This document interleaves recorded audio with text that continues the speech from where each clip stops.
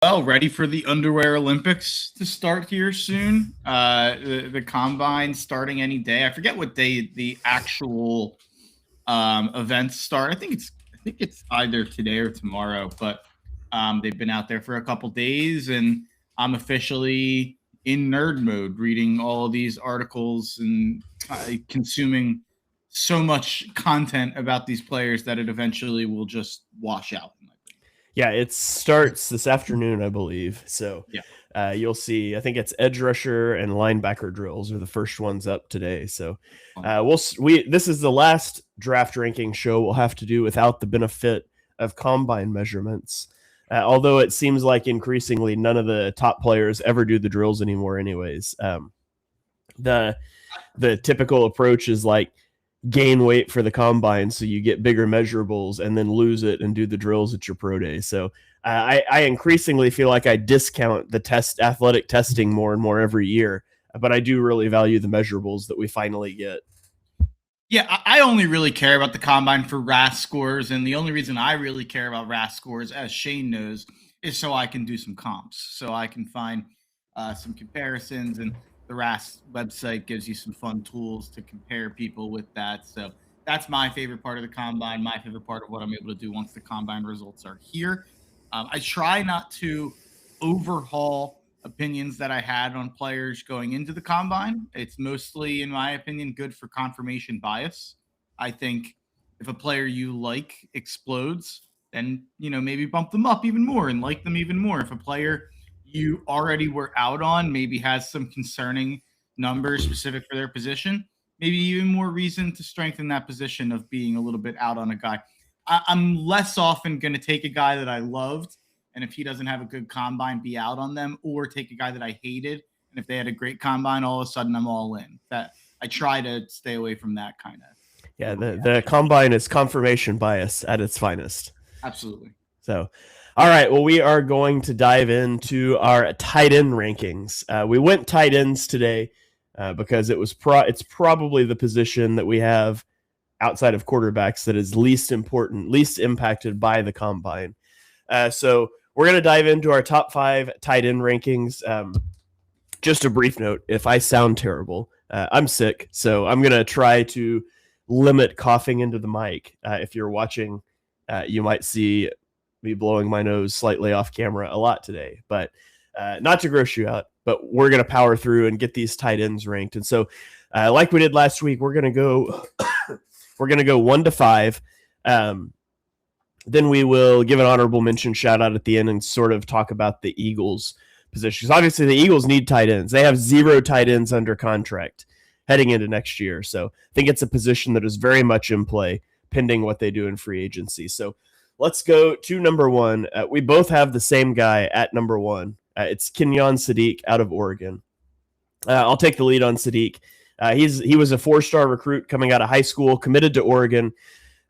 He played there for 3 seasons, but he really broke out in 2025 with 51 catches for 560 yards and 8 touchdowns, which did lead all FBS tight ends. Now, again, these measurables are maybe not confirmed because of the combine, but I'm going to give him anyway. 6'3", 245 pounds, which is 21st and 24th percentile, respectively, just over 21 years old on draft night. He aligned for 56% of his snaps in the slot and 30% of his snaps in line, 12% out wide. In 2025, he had 1.88 yards per route run, 5.1 yards after the catch per reception, and 6 drops, which was a 12.5% drop rate. Strengths for Sadiq. I think he's a sudden twitchy mover. He's a guy that can generate separation in small spaces. So he can make cuts out of routes, get open. He also has good straight line speed. He's a guy that I am interested to see what he runs at the combine if he runs, because I think it'll be pretty good. He's good with the ball in his hands, transitions from receiver to runner quickly, and he had a 19% missed tackle forced rate this season. So he is a yak threat. He adjusts well to the ball in the air, and he uses his body well to shield defenders away from the ball at the catch point. He's obviously a red zone threat, and I mean, all you got to do is look at the touchdown numbers. 8 touchdowns this year, led all FBS tight ends. So he's a guy you can target in the red zone, despite the fact he's not like a huge mismatched body type. He's versatile in alignment. He primarily ran his routes from the slot, but he also ran routes in line, so you could use him to generate some mismatches. And this is going to be the thing. Weaknesses. This is the thing I'm going to talk about with a lot of tight ends. But he has questionable inline blocking ability. And that's going to limit an NFL team's ability to truly use him in line. He needs to develop more as a blocker so he doesn't just end up being a big slot receiver. He's too grabby as a blocker. He's going to get flagged for a lot of holdings. And generally, he has really good hands, but he also had some routine throws that turned into drops. So I don't know if it's just a concentration drop thing. He telegraphs his routes at times. There's nuances of route running he could improve, his shoulder fakes and things. He is better against man coverage than he is against zone. Against man, he can make breaks, snap off routes, and get open. But against zone, he doesn't always read out the coverage and settle down into the proper throwing lanes. And he's a one-year breakout performer. Now, I'm not going to dock him for that since he's 21 years old, the way I will other people that are like 24 in their 6th year of college football. But he only has 1 year of good production. And then he is going to be a little bit undersized. It contributes to his blocking struggles and also may cause some problems for him as a route runner against like bigger slots in the NFL. So I gave him a first-round grade. I think he is a versatile offensive weapon, particularly if he ends up in like a creative offense that will utilize him as a move piece, motion him a lot, get him in different leverages rather than asking him just to be a standard inline tight end. So that's Kenyon Sadiq. What are your thoughts on Sadiq? You had him at number 1 as well.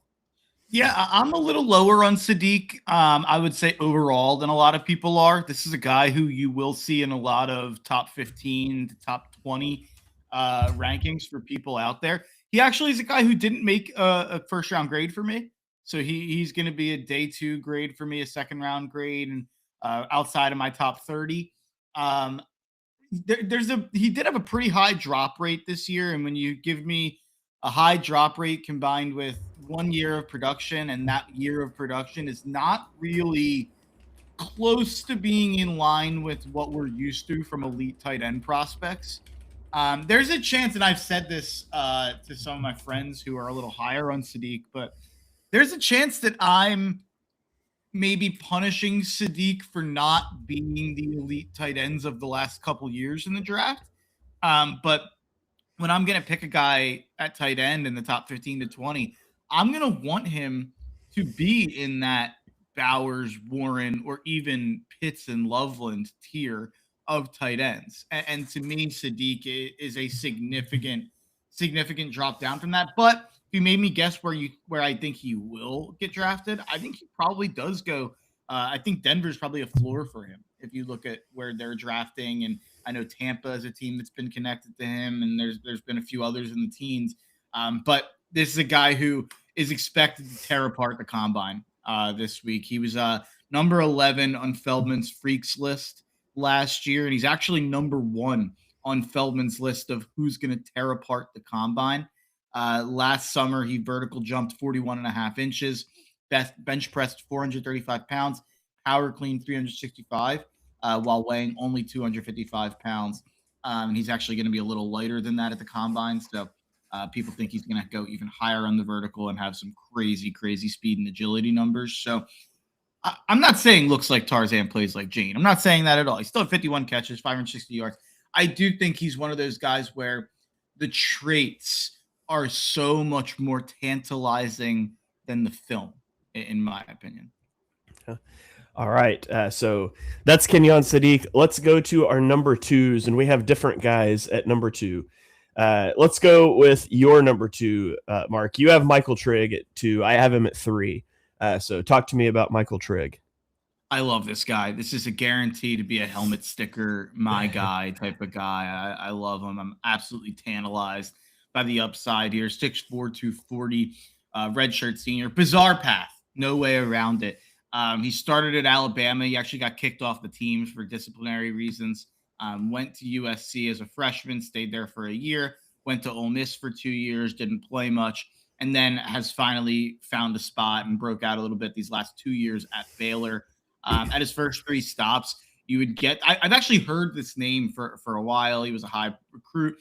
You would get these spring game and training camp videos of him mossing people and him making insane one-handed catches. People knew he was a freak early on. It's how he ended up at Bama and then USC. But depth or personal issues halted that from ever being shown in game, really, outside of a few freak plays over his first 3 years. But over his 2 years at Baylor, he's really shined and shown the potential everyone knew he had, catching 80 balls for 1,100 yards and almost 14 yards per catch with 9 touchdowns. He's a real yak threat at tight end. That was even better in 2025 than 2024. There was a big jump from 24 to 25. He caught 50 balls for 700 yards and 6 touchdowns. He actually had a pretty similar season this year to Sadiq. But I fell in love with Trigg all the way back in week 1 against Auburn when he had arguably his best game of the year. You could say the Kansas State game as well, but he scored a touchdown in this one.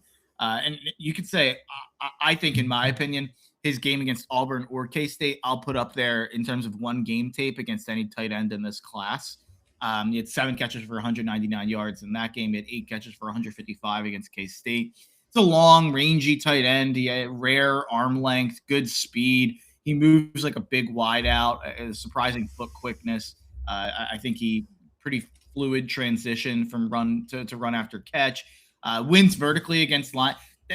The reason I love him so much is because I do think he's kind of a mismatch nightmare where he's going to take your linebacker up the seam and he's going to win vertically, but he's also going to overwhelm defensive backs with size. He's got incredible high point talent and massive, massive hands. He's become a living nightmare for man defenders in the red zone. Ricochets off defenders well to keep run after the catch going. He's not a good blocker, but he is an able and willing blocker to wall off guys and stay connected. Needs to improve as a route runner, but I think we already saw that from 24 to 25 where he took that step.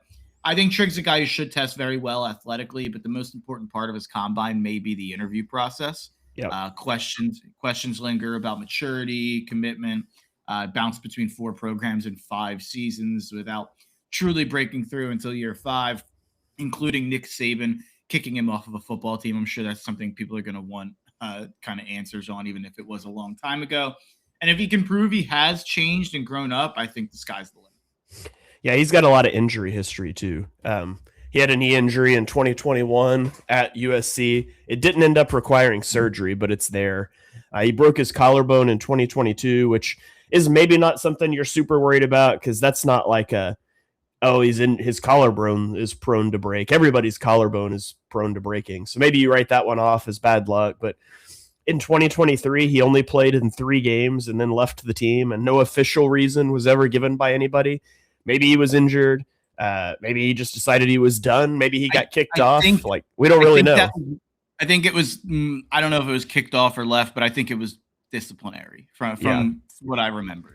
Yeah. So when you got a guy that leaves Alabama under disciplinary reasons and then leaves Ole Miss 3 years later, I think there's, I've got him with a medical and a character red flag. So like you said, interviews are going to be really important for him. But, the player on the field, he does, when he wants to, he's a good route runner.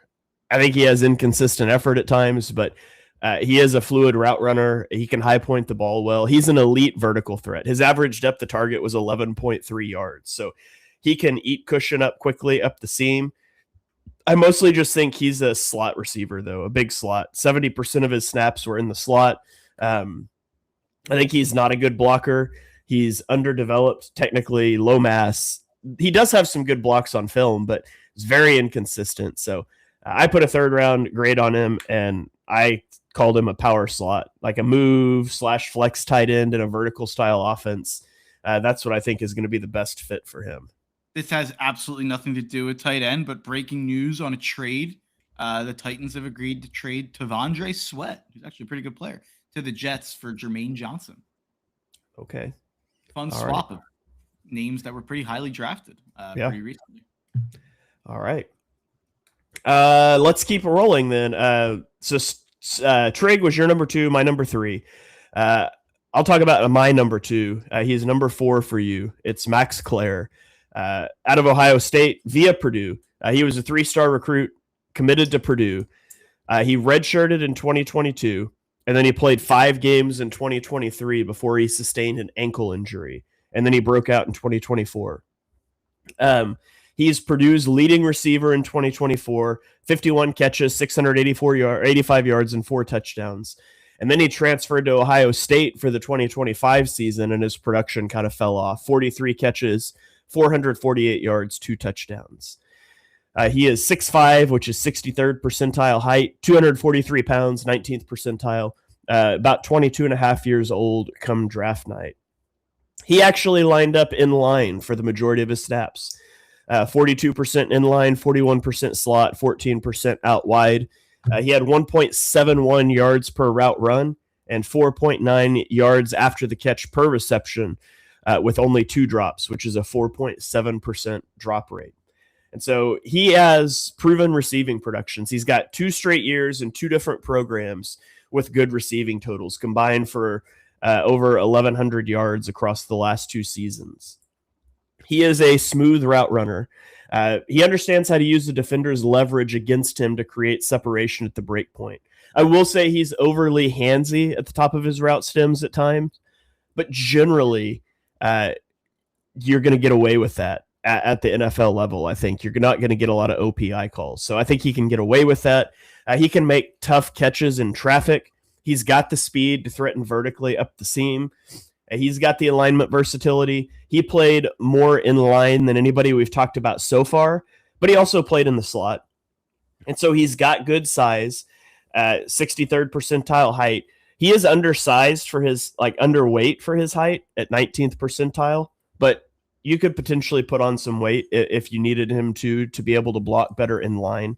And maybe he does need that because he struggles as an inline blocker.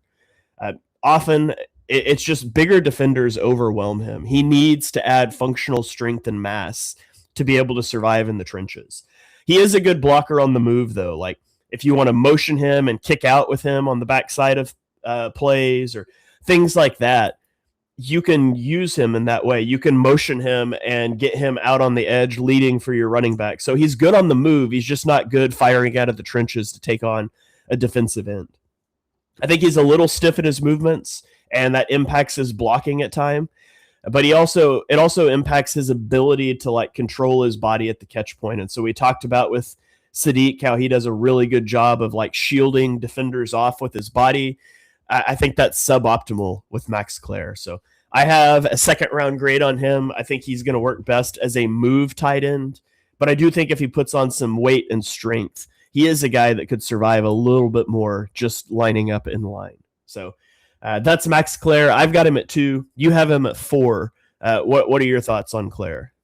Yeah, I think he's probably more of a receiver than a blocker in the NFL, and I don't think he's that dynamic with crazy high upside. I think he's probably a pretty good bet to be a solid player, though. I'm just not in love with the upside, I guess. But I do have a 3rd round grade on him, and he's my last 3rd round grade, so I have 2 2nd round grades and then 2 3rd round grades of my top 4, and then there's a drop off.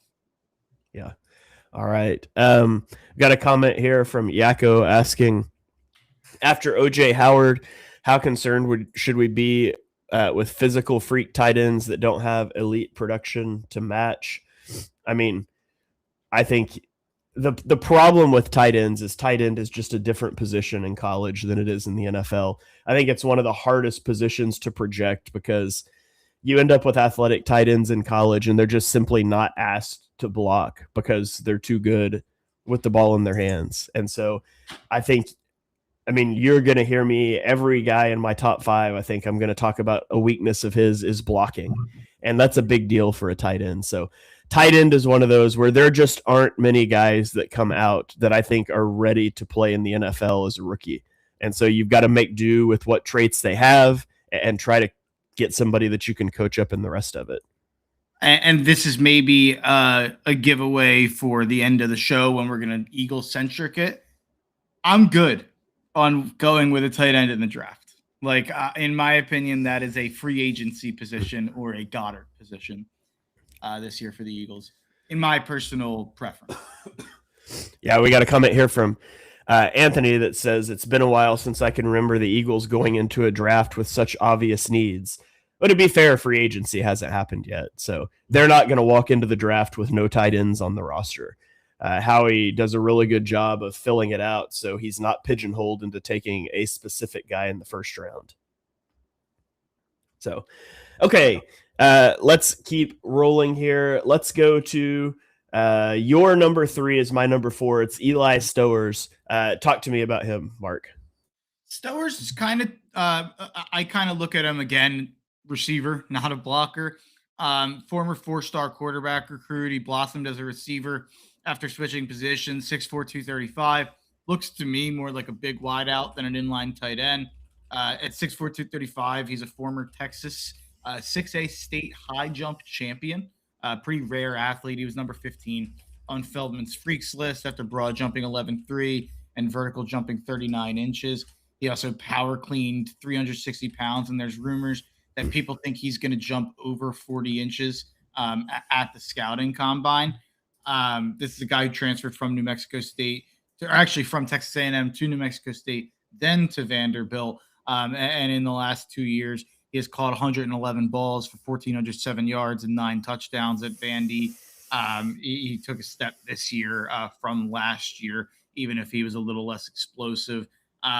This is a guy who I definitely expect to be an NFL receiver level tight end. It's just, is he worth it? All comes down to like the same conversation with all these guys, where it's just like, how much do you believe in the receiving and how special do you think the receiving can be? Because it's all he's bringing.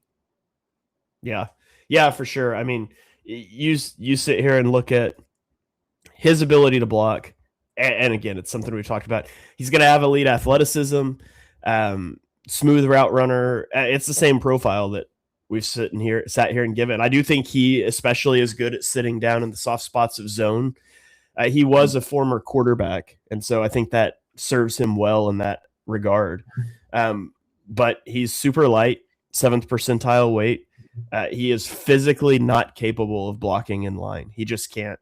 And he can be bumped off his routes too by physical defenders. So the gap between his pass catching ability and his blocking limitations makes him a tricky evaluation, because yeah, he's a good receiver, but if that's all he can do, there's actual receivers you can probably draft that are better at it than he is. And so that's always my thing with tight ends. If you can't block at all, if I can't threaten to line you up in line and block with you, then teams are just going to match you with nickel personnel, at which point I'm better off just having a receiver instead of a tight end, an actual receiver instead of a receiver masquerading as a tight end. So there's a way these guys can work. I mean, Harold Fannin Jr. had a good season last year, and I was way out on him too. And so it can work, but generally I'm just not interested in this type of tight end personally. Fannin was a lot more productive than any of these guys too in the college level. Yeah. So he had proven it a little bit more. And just to be fair, like, I think Trigg, Stowers, and Claire are worth the shot on day 2. Are worth the chance that you take on. Maybe all those guys are not much of blockers, but I do think all 3 guys have enough upside to convince yourself on that they can be used as a receiver and that it can work, like Fannin, like Shane just said. But it's besides that, after those 4 guys, I think there's a lot of names being thrown out there as Eagles targets on day 2 that it would, to me, I wouldn't want to rely on those guys early on. There's a good question from Daniel. There's a couple good questions in the comments, but honestly, the real question is how many early round tight ends have been worth that value. Seems like every year a 4th, 5th round tight end performs a 2nd rounder. I will say the last 3 tight ends that were drafted at a high price have all lived up and more so to that. Yeah. Obviously, Bowers became the best tight end in the NFL his rookie year. And then Tyler Warren was arguably the best tight end in the NFL for the first half of the year. You could argue Colston Loveland was the best tight end in the second half of the year, in the top three. He really, really broke out as the season went on, and Warren was great, and Bowers has been great, and so I think that was a true narrative for a long time, where you could find your Kittle or Laporta later on and on day 2 or whatever, and maybe not take him in round 1. But I think that that's kind of flipped a little bit. Yeah, I was gonna go try to find Tyler Warren from my profile last year. Good run blocker. Has the size and strength to be elite if he can iron out some technical deficiencies. Colston Loveland. Limitations as a blocker. He's a willing blocker, but he doesn't handle inline blocking responsibilities well. He can block better from the slot. It's like both of those guys I noted had the ability to be run blockers. And so I think that's a big part of it. I was going to try to find my Brock Bowers report and see what I said about him as a blocker. Was that 2024? Yeah. 2024. Brock Bowers, average strength as a blocker. He's very willing, but limited in effectiveness by his frame. You can compare that to what I've been saying about some of these guys. And I think specifically for the Eagles, assuming AJ Brown's going to be here, if you got AJ Brown and Devontae Smith, I don't need a tight end that's a big time receiving threat. I need a guy that can block and he can catch the ball when it hits him in the hands. You don't have to be a great route runner. We've got guys to draw that attention. I don't need a guy that's going to get 1,000 yards a year. I need a guy that can just catch the ball when he's wide open, because we're running play action and we're thinking he's a blocker and those sorts of things. So I'm with Anthony. I just want a tight end that can block, and we can figure the rest of it out later. Okay. Let's keep rolling. Number 5s. Number 5, I have Jack Indries out of Texas via California. He was a 3-star recruit who walked on at Cal, despite the fact he had 17 scholarship offers elsewhere. He was a freshman All-American in 2023, and then he broke out in 2024 with 623 yards and 2 touchdowns. Then he transferred to Texas, and his production took a step back. It was the worst production year of his career, 346 yards, 3 touchdowns. He is 6'4", which is 41st percentile, 240 pounds, which is 13th percentile, 22 and a half years old. He aligned in line for 65% of his snaps, in the slot for 26%, out wide for 9%. He had 1.08 yards per route run, 5.2 yards after the catch per reception, a 7% missed tackle forced rate, and 0 drops in 2025. He had 1 drop in 2024. So over those 2 years combined, that's a 1.3% drop rate. So obviously he's got good hands. As a freshman, he had a 10.3% drop rate, then only 1.3 over the last 2 years of his career. So there's big improvement there. I like to see a guy have a weakness as a freshman that you visibly see growth on throughout the rest of his career. He's a good route runner. I think he understands how to settle up against zone coverage really well. He's got good spatial awareness, and he'll settle into those throwing windows. And he's spent a lot of time lined up in line, which, again, is rare in this class. He is a durable player. He's played a lot of snaps over the 3 years, and he's never missed time. And I think he is a plus blocker on the move. He does a good job as a motion blocker, as a kick-out guy, as a puller. He can do all of those things. However, he is undersized. He is going to struggle to hold the point of attack against edge rushers as an inline blocker. You're probably not going to leave him on an island against an edge on the backside of a run play. He has limited burst after the catch, which limits his yards after catch potential. And I think he struggles to separate consistently against man coverage. So overall, I've got a 3rd round grade on Indries. What are your thoughts on him? He's kind of just in the mix of a lot of after my top 4, I have about 5 names that could have either went 5th or as honorable mention. He's one of them. It's kind of we'll get. I'll list all the names that I could have thrown in when we get to that. All right, so that's my top 5. Who's your top 5, or who's your number 5, Mark? I should have looked up the pronunciation to this. It's Justin, either Joly or Jolly, Joly. I'm guessing Joly. Justin Joly, 6'3", 250. Incredibly strong hands with an impressive catch radius. Good route runner. Good at recognizing zone defense, and reading leverage to settle and exploit soft zones. He lines up all over a formation. He adds as a move blocker in the run game. I think he's a surprisingly good pass protector. But he's a former two-star recruit. He transferred from UConn to NC State.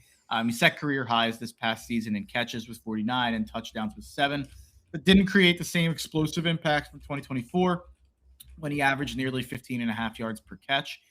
He was a first-team All-ACC performer, and he became more of a security blanket this year in an NC State offense that was underwhelming, and CJ Bailey, a quarterback, had a disappointing season, but he is a red zone threat. He's had 11 touchdowns in the last 2 years. Good leaper, has some basketball background, so good body control in terms of his leaping and leaning and adjusting to the throw. Needs to get stronger to improve as a blocker and clean up that pad level, and he is a little undersized, which hurts those chances of. Yeah. All right, and then we'll talk honorable mentions. My honorable mention is, by the way, it is Jolie, it looks like, for the pronunciation. That makes sense, yeah. My honorable mention is Joe Royer. Graduated from Cincinnati after going to Ohio. So he's a 4-star recruit who committed to Ohio State, had limited usage over his first 3 seasons. Then he transferred to Cincinnati, where he broke Travis Kelce's single-season record for receptions in 2024 with 50. He had 521 and 416 yards in his 2 years at Cincinnati with 7 total touchdowns. He is 6'5", which is 63rd percentile, 250 pounds, which is 38th percentile. He's 23 years old. He spent 46% of his snaps in line and 49% in the slot, with the remainder coming out wide. 1.54 yards per route run, 5.9 yards after the catch per reception, and a 13.8% missed tackle forced rate. He only had 2 drops over the last 2 years, which is a 2.5% drop rate. He is your prototypical tight end frame. He's got a big catch radius, reliable hands. He's a strong hands catcher. Does a good job of plucking the ball out of the air, extending his arms. I think he's got good spatial awareness against zone coverage, and he uses his frame really well when working up the seam and when down near the goal line. He fights through contact at the top of routes. He's a physical player. And most importantly, and this is where he's different than a lot of guys we've talked about, he can line up in line and block. He has the effort and the physicality to do that in a way that most guys in this class simply don't. And so I wanted to mention him. Now, he does need to clean up his pad level as a blocker to be able to really thrive against edge defenders. He could also add some mass and functional strength, but overall, if you had to put this guy in line and let him work against edges, this is the guy that we've talked out of everyone we've talked about that's most likely to pull that off as a rookie. He does have limited top end burst. He's going to struggle to get separation vertically. He's not the best route runner. He's not great after the catch. He's more of a fall forward guy than a create yards guy. But this is the type of guy that I would be interested in for the Eagles with a day 3 pick. I've got a 4th round grade on him. I think he is an inline tight end that fits best in like a play action heavy offense. And I think that's what the Eagles are moving to. So if you told me the Eagles were going to take a tight end on day 3, you can sign me up for Joe Royer. I would be interested to see him in Eagles green. Yeah, he's definitely one of the honorable mention names that I have. The name I'll throw out there is Tanner Koziol. He's 6'6", 245, purely a receiver, will not block in the NFL. Long, angular pass catcher, great catch radius, 74 catches for 727 yards on only 94 targets this year. He's really, really efficient with his targets. He had 6 touchdowns. Last year, he had even a better year. In one less game, he had 94 catches for 840 yards and 8 touchdowns. He went from Ball State to Louisville, finished up at Houston. Needs more muscle mass and general play strength, and it's far too easy to kind of reroute his release.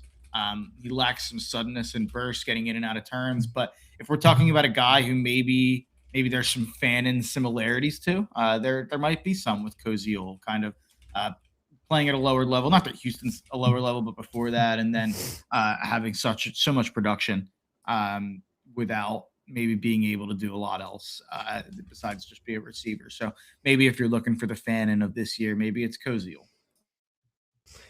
All right. So there you have it. My top 5 is Kenyon Sadiq, Max Clare, Michael Trigg, Eli Stowers, and Jack Indries.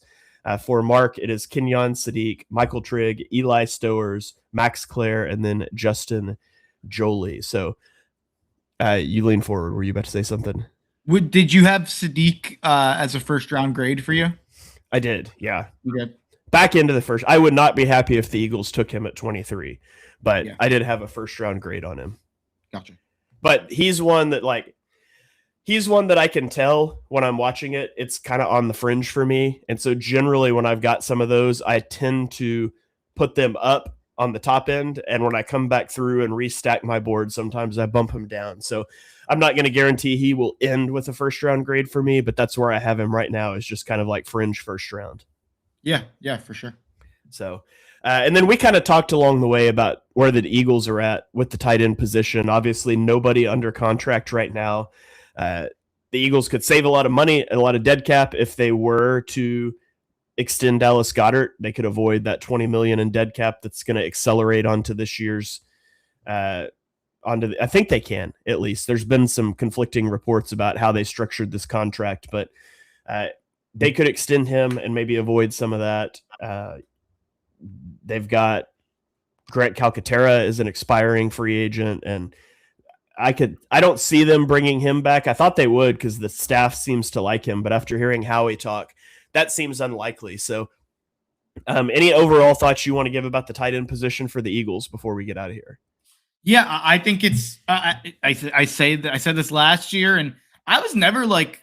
I always felt for years that Goddard got a little overrated by our fan base, and people I thought would be like, "Oh, it's top 5 tight end," and I was always like, "No, he's not." But I think somehow it swung the other way since winning a Super Bowl and a playoff run that he was great in. Because I feel like last offseason people were just like, "Oh, he's gone," whatever. People just like accepted in March that he was gone and that there was nothing we could do about it. And then we kept him, and he was the only part of the offense that worked and that stayed afloat. This is something I was complaining about the other day. Greg Rosenthal puts out his top 100, top 101 free agents. He had Dallas Goedert 80, which is low in my opinion. But the reason that it seems low, especially, is let's talk about some guys who landed above Dallas Goedert on this tight end free agency list from Greg Rosenthal. Cade Otton was top 20, whereas Goedert was 80. Kyle Pitts was top 20, whereas Goedert is 80. Isaiah Likely was top 20, whereas I can see that one. Yeah, he's young. There's some upside. Same with Chiga Okonkwo, who's 36 on his list.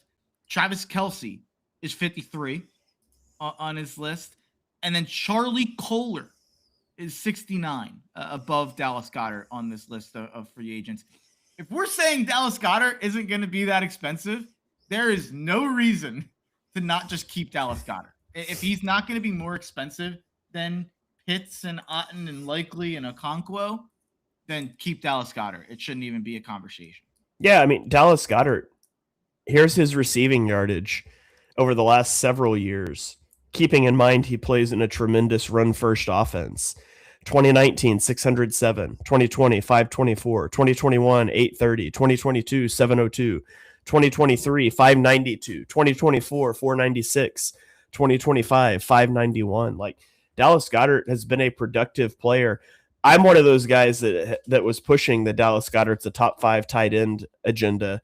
And I still think if he spent the prime of his career in a different offense, he would be thought of quite a bit differently because like he's always been productive with not much volume. I mean, again, the Eagles have been one of the most run heavy offenses, and he's averaged 620 yards a season over the last 7 years. I don't know how many tight ends are averaging 620 over a 7-year period, but he's been productive in a situation that maybe doesn't favor him the most. And sure, he benefits from that rushing attack being really good, having so many other options that the defense is focusing on. But I've always thought he's a good player, and I think it's disrespectful to Dallas Goedert to have him that low with some of those guys above him.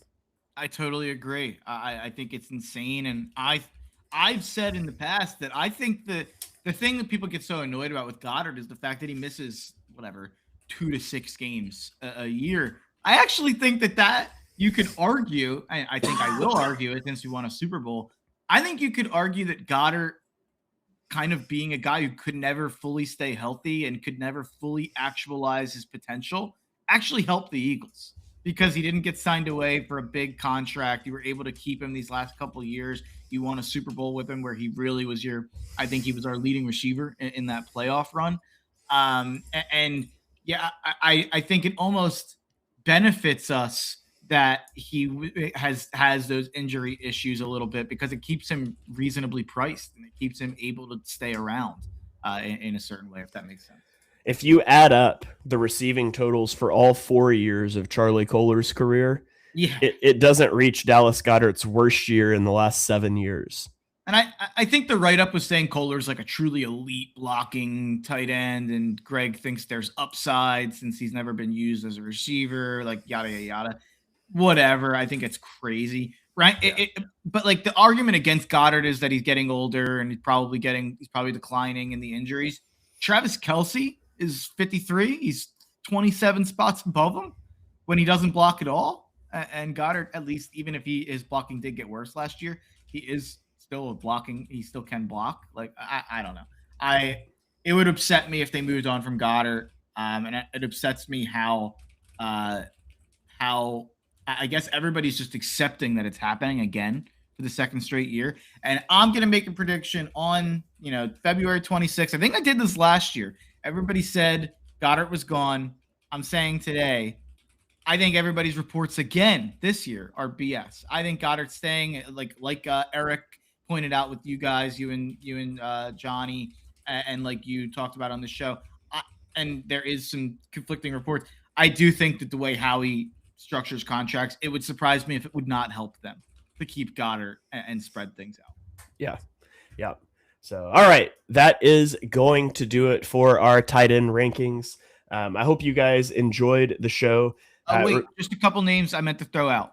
Okay. We said Endries, we said Jolie.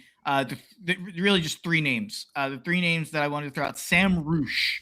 He had 49 catches this year, 545 yards. Stanford getting some day 2 buzz out there. Allegedly, the Bucs really like him.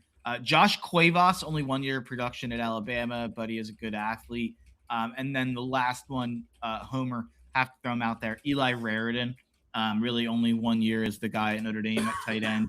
He's kind of similar to Goddard in a college level, where Notre Dame's a school that very rush heavy and the tight ends are blocking more than they're receiving. But I think he has shown flashes, 32 catches for 482 yards, actually 15 yards per carry. He's 6'7", 252. So I do think that there is actually some upside with Raridan, and he probably could have made my honorable mention, honestly. All right. Well, that is going to do it. Thank you guys for joining us for our tight end rankings.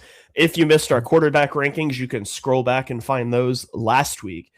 Remember, don't be confused. We have 2 draft shows on the network this year. Birds of the Round Table has Dibes, David, and Ryan on it, and then Mark and I are doing our draft rankings separately on Chalk Talk. So we're going to try to mix those up so we're not covering the same positions at the same time. So Mark and I are jumping to defense next week. We're going to work through the defensive positions while those guys finish offense, and then we'll flip. So we are going to be ranking edge rushers next week.